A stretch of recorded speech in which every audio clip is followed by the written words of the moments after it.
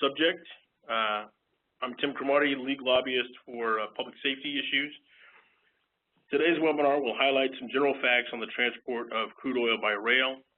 We'll briefly outline both federal preemption and state law in this area. We'll go on to discuss the areas of California affected by the transport of crude oil by rail and by plans for future rail shipments. Next, we will review recent state legislation and additional state action that has occurred earlier this year, including input by the League of Cities.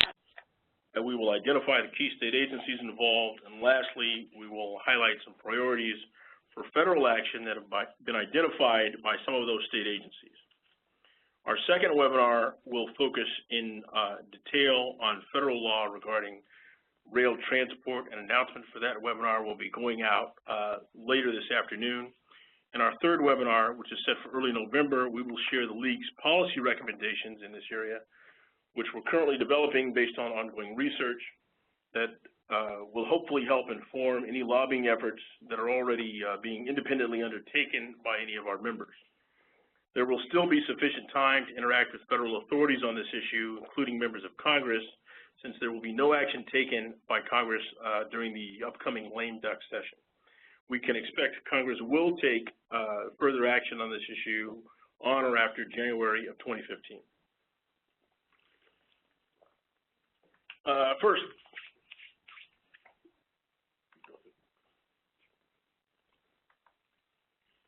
a couple of housekeeping issues, how to ask the questions. For now, all phone lines are muted, but for questions, please use the Q&A window to the right of your screen. We ask that you enter your name, title, and city when you have a question. We don't have the capability for verbal questions today, so for now we'll be limited, but we will do the best we can to answer your questions. So let's go into it.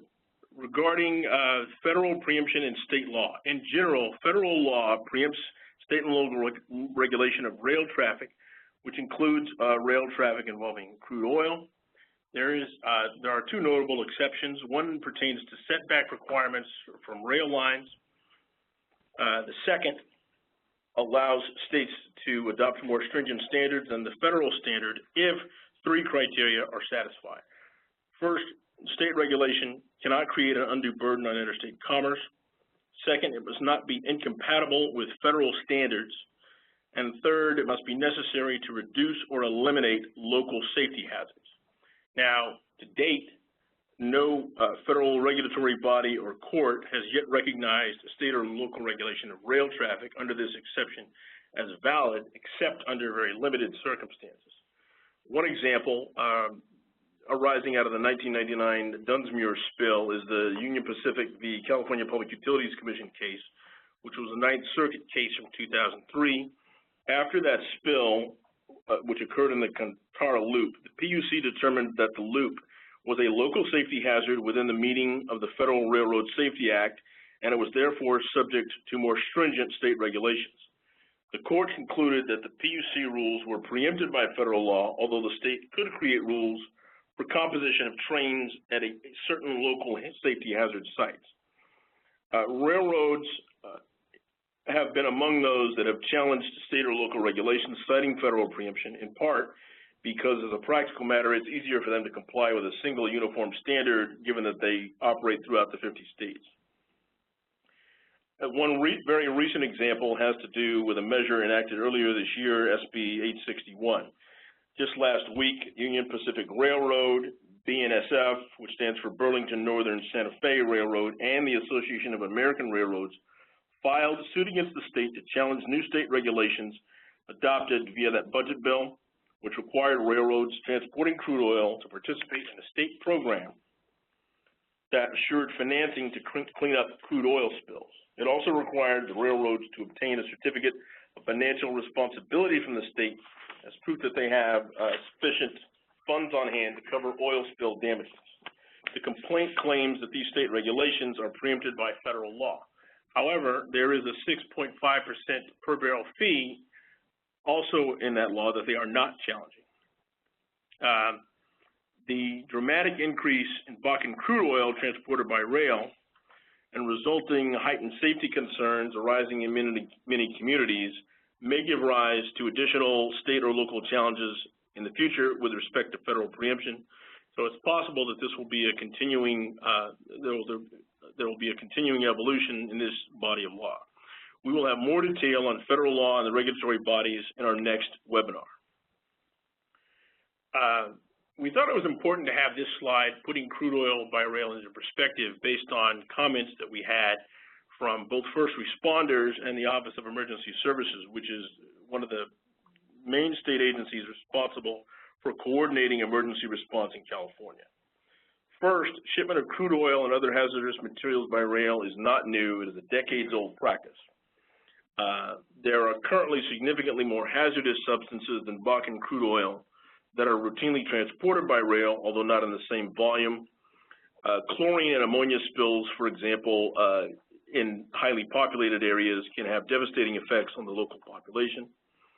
But the concern over Bakken crude oil should serve as a catalyst for a number of preventive safety measures for dealing with all hazardous materials, including ongoing funding for first responders. The most notable thing here is that due to dramatic increases in the volume of rail traffic and crude oil, railroads spilled more crude in 2013 than in the previous 37 years, according to data from the Federal Pipeline and Hazardous Materials Safety Administration. So given the increase in rail traffic of a particular crude oil coming out of North Dakota, there is reason to be concerned, but statistically, the railroad shipment by rail is relatively safe. We are definitely concerned about the need to provide improved funding for first responders. There was an interagency report earlier this year commissioned by the governor's office that highlighted some deficiencies with respect to first responder training and equipment. There are a number of measures this year that attempted to deal with that. We'll be going into some of them when we get to the portion on legislation.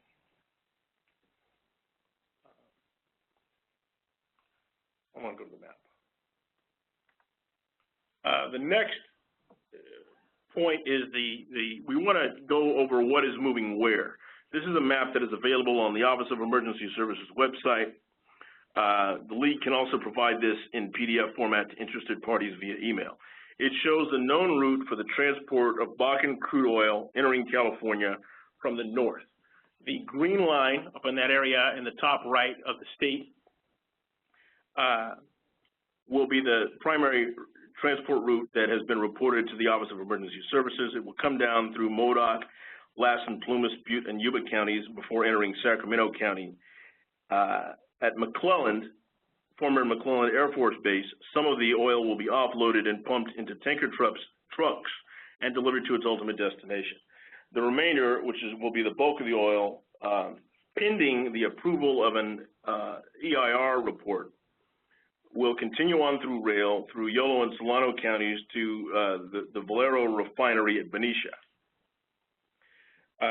There are plans also to process Bakken crude oil at refineries in Bakersfield and San Luis Obispo, but to the best of the knowledge of our Office of Emergency Services, no shipments will be going to those locations, are going there currently.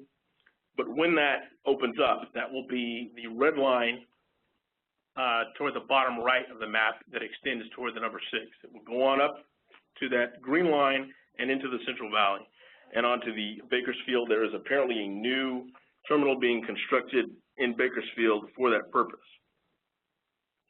Now, this information is based on the reporting trigger for notification to state authorities of rail shipments of Bakken crude oil, which is any rail shipment containing 1 million or more gallons or 35 tank cars worth. One tank car holds 30,000 gallons. Under existing federal regulations, shipments under 1 million gallons are not required to be reported to state authorities and could be coming in on other rail lines. But, and this is an important point, the Office of Emergency Services maintains that most shipments of Bakken crude oil are in the form of unit trains, which consist of 100 cars, which are well over the reporting threshold.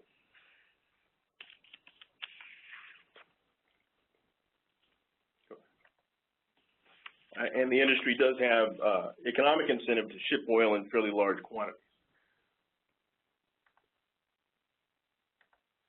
Now let's go to recent state legislation in this area. There have been a number of bills. All of them were not enacted. We are reviewing the bills that were chaptered that are now law. First is AB 380 by Assemblymember Dickinson pertaining to spill response for railroads. It addresses the need for increased coordination of state and emergency response capability regarding oil spills by requiring all rail carriers to submit to the Office of Emergency Services commodity flow data for the previous 3 months by track and county route. This would entail information on the largest hazardous materials commodities by volume that are transported through the state. It specifies that the data must include tank cars that are loaded with petroleum oil. It also requires OES to disseminate the information necessary for developing emergency response plans to what the bill identifies as unified program agencies, but that term does include local agency first responders. The next measure, AB 1476, is a budget vehicle that allocated a one-time allocation of $10 million from a telecommunications ratepayer fund under the control of the PUC for local agency first responder training and equipment. The goal is to enhance local agency capability to respond to spills and hazardous materials accidents generally, which was highlighted as a significant deficiency in the interagency report released in June of this year. Now, the Department of Finance said in open budget hearings, they stressed that this is a one-time allocation and that they are committed to finding an ongoing funding source for those local agency equipment and training needs. Next is SB 861. That is the subject of some litigation already. That measure authorized the Oil Spill Prevention and Administration Fund to be used for response to oil spills and accidents in inland areas. Now, that was a significant expansion because previously the Oil Spill and Prevention Fund was mainly earmarked for addressing spills and accidents in marine areas. So now it's getting away from coastal areas, expanding to the inland parts of California. And that geographic expansion expands the scope of the fee because it's any rail traffic that includes those geographic areas. It also eliminated the fee sunset. Now, the railroads that have sued on this measure are not challenging the fee again, but they are challenging the state authority to require them to participate in a program, and they're citing, again, federal preemption. The next bill is SB 1064 by Senator Hill. This pertains to the Public Utilities Commission, and it has the objective of improving accountability and transparency with respect to PUC responses to rail safety recommendations made by federal agencies, principally the NTSB, the National Transportation Safety Board, and the Federal Transit Authority. In general, many of their, when federal agencies weigh in, they have the ability to make recommendations. Much of what they recommend is not binding, and there's an aspect of voluntary compliance that is necessary for anything to happen. But this bill tries to address that by requiring the PUC to respond in writing within 90 days to any NTSB safety recommendations or FTA safety advisories. It also requires the PUC to detail in writing whether implementation of NTSB safety recommendations regarding a PUC-regulated rail facility is appropriate, and if so, to approve it by majority vote.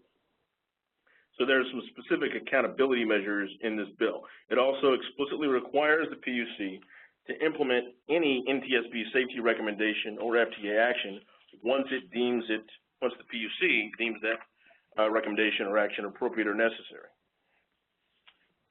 The next is a resolution, SJR 27 by Senator Padilla, pertaining to railroad safety and transportation of crude oil. Now, as a resolution, this does not have the force of law. It is the legislature expressing its opinion, in this case, on regulation of transportation of crude oil. It urges the U.S. Department of Transportation and other relevant federal entities to do the following. One, to safeguard communities and environmentally sensitive areas from rail accidents related to transportation of crude oil. Two, to prioritize safety considerations over cost effectiveness. Three, to mandate the best practices in the safety initiative announced on February 21st of this year by Secretary Fox and the railroad industry.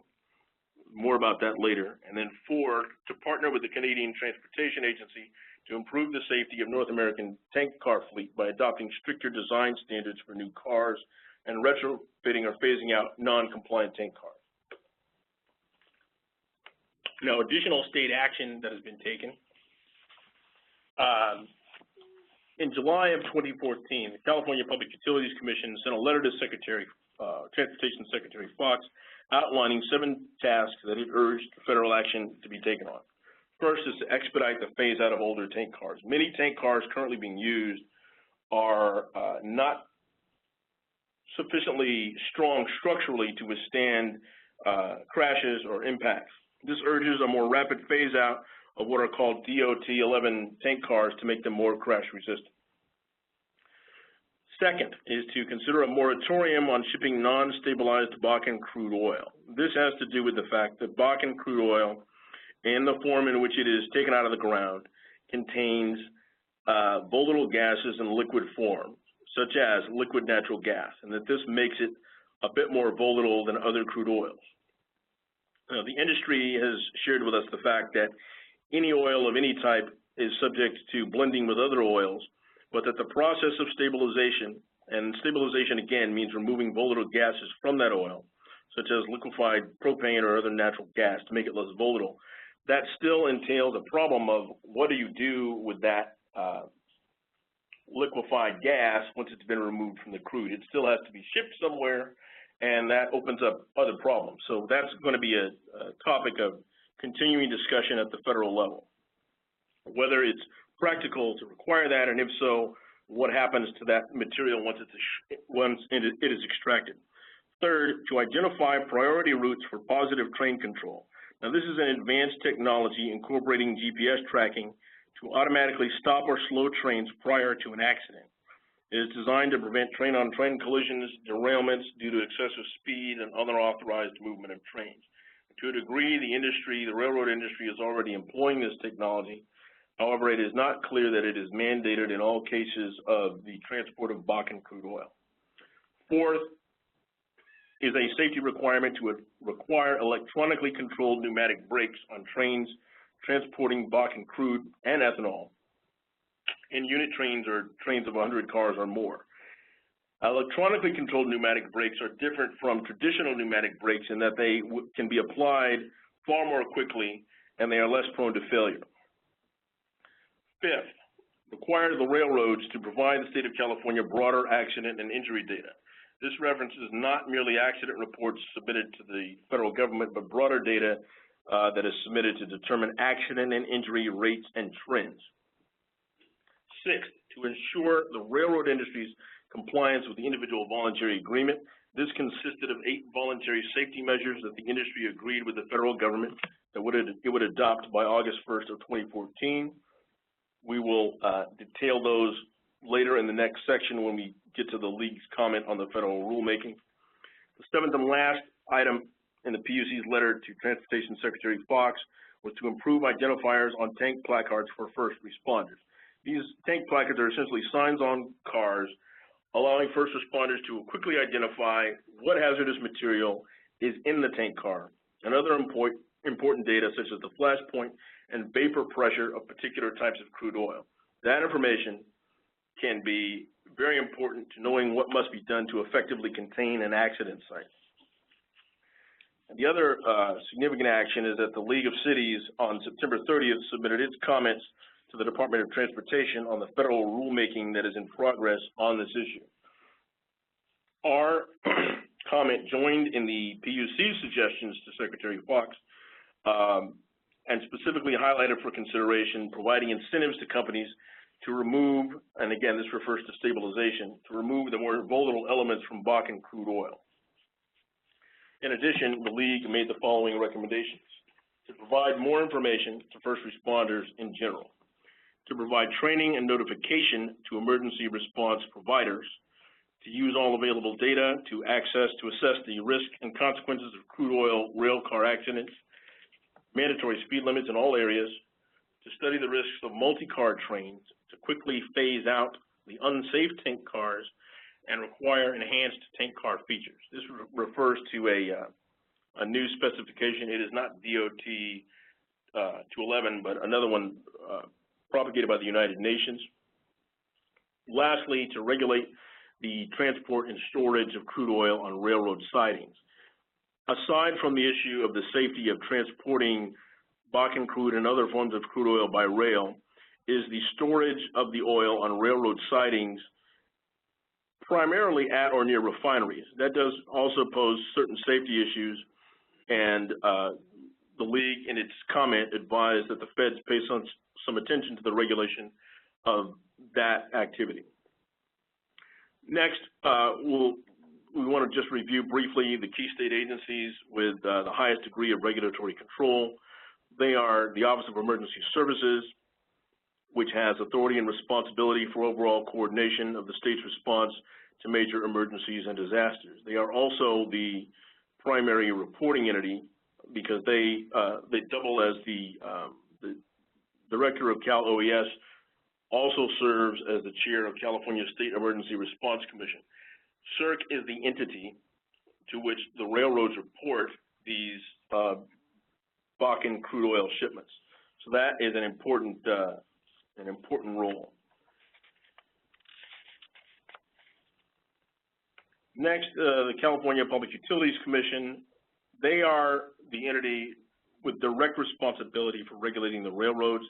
They are the entity that enforces federal regulations with respect to the railroads through Railroads Operations and Safety Branch. They share jurisdiction with the Federal Rail Administration. They have 36 inspectors to enforce both FRA and Pipeline and Hazardous Material Safety Administration's regulations, as well as any state safety rules. They investigate accidents and safety complaints, make risk assessments, and recommend safety improvements, both to the state, to the railroad, and to the federal government. Inspectors cover 5 areas: operating practices, track oversight, signal and train control, as well as hazardous materials and motive power and equipment. Now, their force of inspectors has been augmented by 7 total in one of the budget measures this year. 2 of those inspectors are devoted to the inspection of bridges and other railroad passes. Now, 2 inspectors is not many, but it has to be remembered that they will be augmenting the force of inspectors already employed by the railroads. Next, the Office of Oil Spill Prevention and Response within the Department of Fish and Game.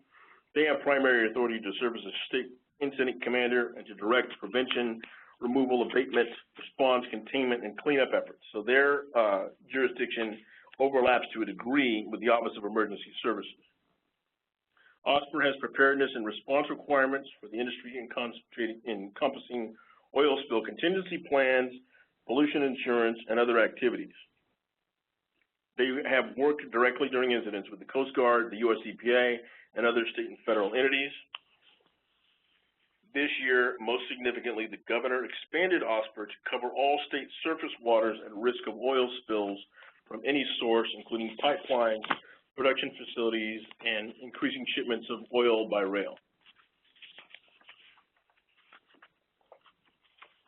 Now, this next slide has to do with priorities that some of the state agencies I've just mentioned have identified for federal action.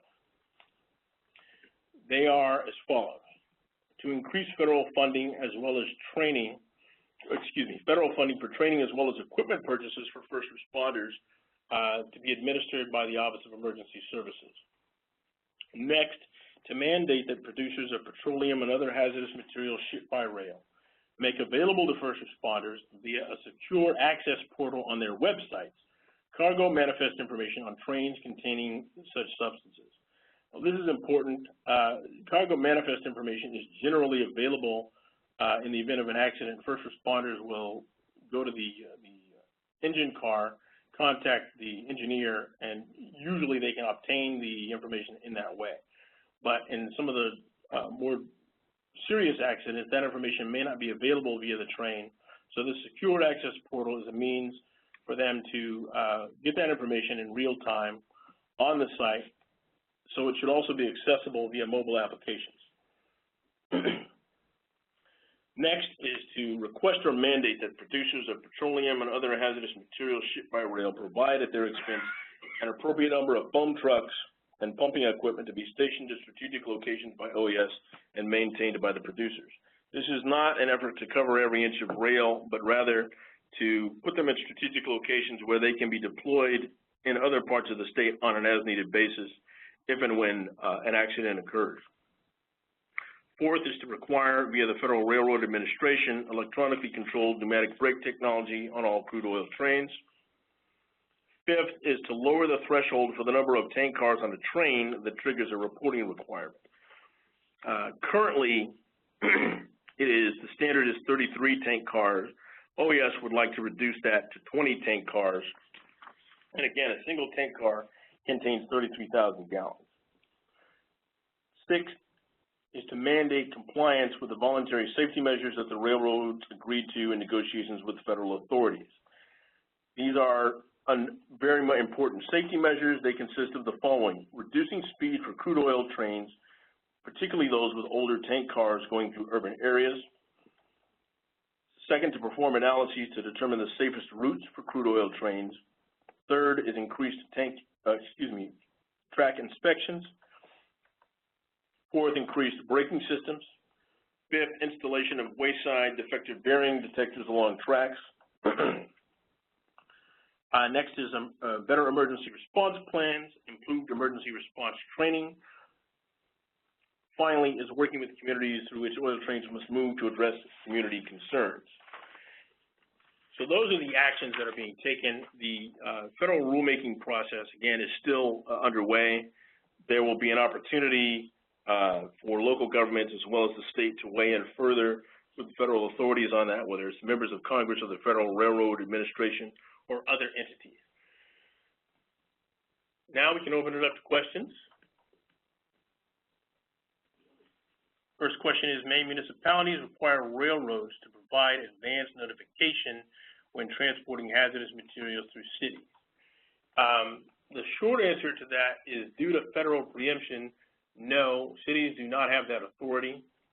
However, the railroads are notifying the Office of Emergency Services and the State Emergency Response Commission. The State Emergency Response Commission they have established a protocol whereby they will be notifying local agencies that are affected. In other words, if you have oil by rail moving through your community, your local first responders are going to be notified.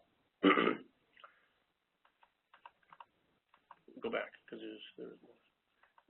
The second part of that question was, have any cities adopted ordinances requiring such notification? The answer to that is there may be, but to the League's knowledge, no. We don't have confirmation that any cities have moved on that, although due to the concerns over the increased transport of oil by rail, it is a possibility, and it may be under consideration currently in a number of jurisdictions. Next is, our city would like to consider implementing a quiet zone for railways located near residential neighborhoods in which train whistles would not be able to blow whistles. That, again, is probably an issue that is under the control of the federal government. States and local entities can, the most that you can do with respect to that is to establish setback requirements from the rail line. But in regard to whether whistles are blown, that is probably going to be covered by federal regulations. But we will research that and get you definite word on that. Next, is there any state or federal law that would preempt us from doing so? Yes. Our information is that that kind of an ordinance would be preempted by federal law. All right, we'll just leave it open for a few minutes, see if there are any further questions.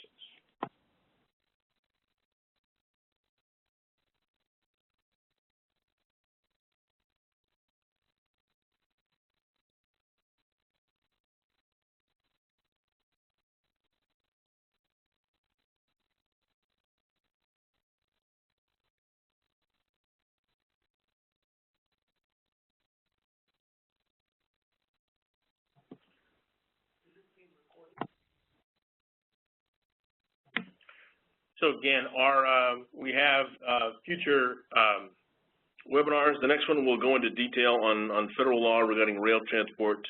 We will have federal lobbyists on that next webinar to discuss, and that will be October 23rd, to go into more detail about the federal law.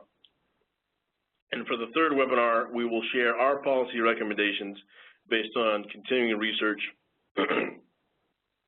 and to solicit any information on lobbying efforts being independently undertaken by our members. So hopefully this has been informative. It looks like we have a third question. Trains moving through our city often block our arterial roads.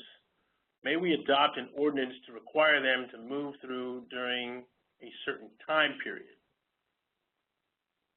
That type of ordinance would almost certainly be preempted by federal law because the feds and the railroads, they have their own timetables to meet, and they may not roll through at the best times. I think they're aware of the need not to roll through in the middle of the night, but again, that would be preempted by federal law.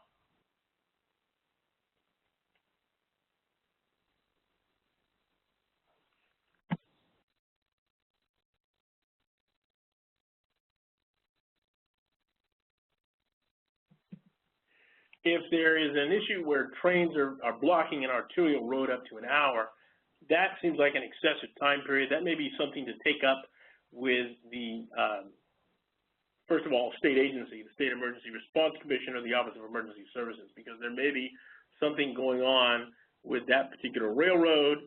There may be some safety hazards associated with it. We just don't know, but it would be something that you would take up with probably the Office of Emergency Services first, and give them an opportunity to investigate and take action.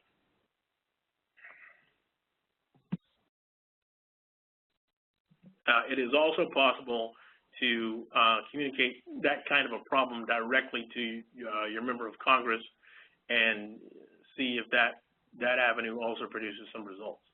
But a blockage of a main road for up to an hour, that's something that should concern everyone.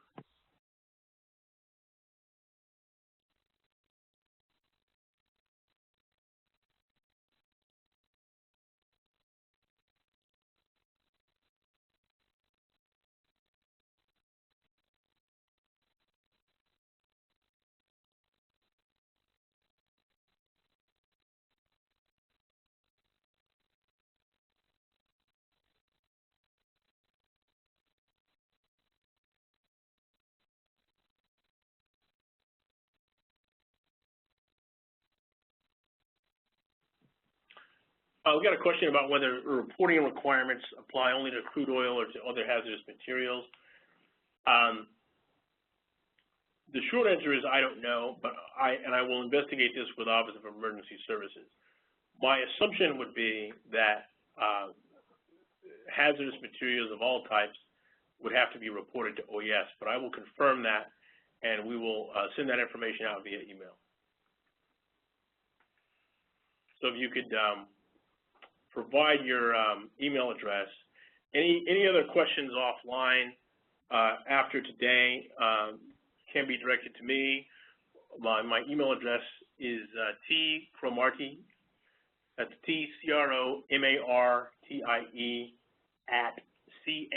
@cacities.org. I will be happy to investigate and respond to any questions.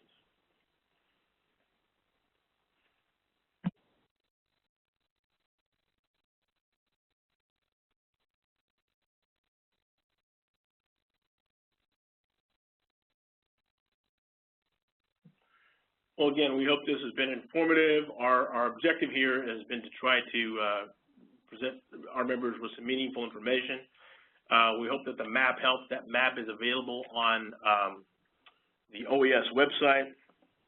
And again, primarily they seem to be sending that through the northern counties via Sacramento and on to Benicia, but that hasn't opened up yet because the EIR for that project is pending approval.